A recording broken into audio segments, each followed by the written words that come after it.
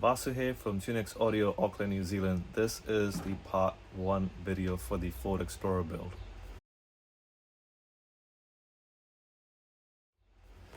So, a very special client of mine, he had a vision in his head of doing a loud C-pillar build.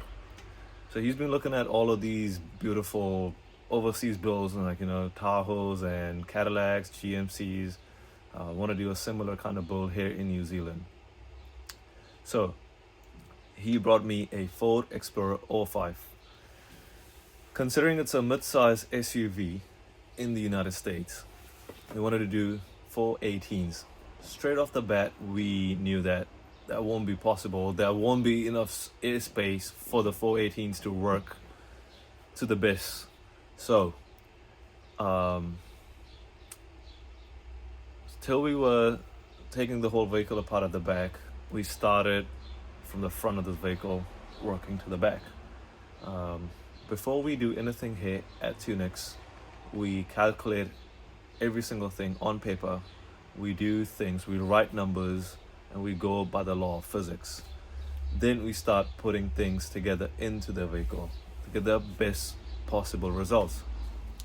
Considering we're going to have all the seats in this car, front and the second row, we added 8-inch mid-bass drivers and our Tunex NEO Tweeters in every single door.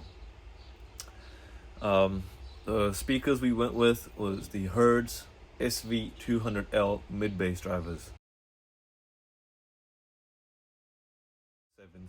So from the factory, this car comes with 5x7 speakers. We knew that the 8 inches wouldn't fit into the factory location, or even if we even try to build a spacer, it just wouldn't fit. It was just too tight. So we deleted the cup holder and the storage compartment in the door card and did full MDF and fiberglass enclosures.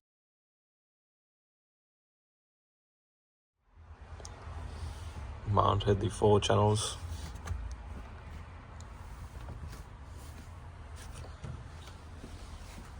All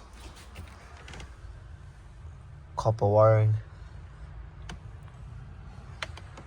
Tunex premium RCAs.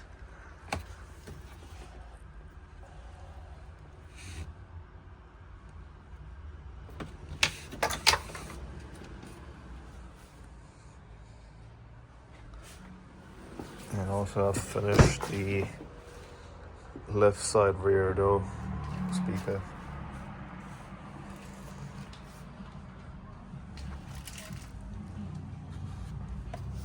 Of course, have to do a DSP. We do not do such big builds without any DSPs. It's a very important thing. I actually am gonna do a video on these DSPs later and tell you guys why you need this DSP, and it's so important when you're spending so much money on your equipment, when you're buying these awesome speakers and amplifiers and missing out on all of the sound quality you could get out of them just by not using a DSP. So that video will be coming soon, guys. So the bass part is actually going to be in the next video, part 2, so stay tuned, guys.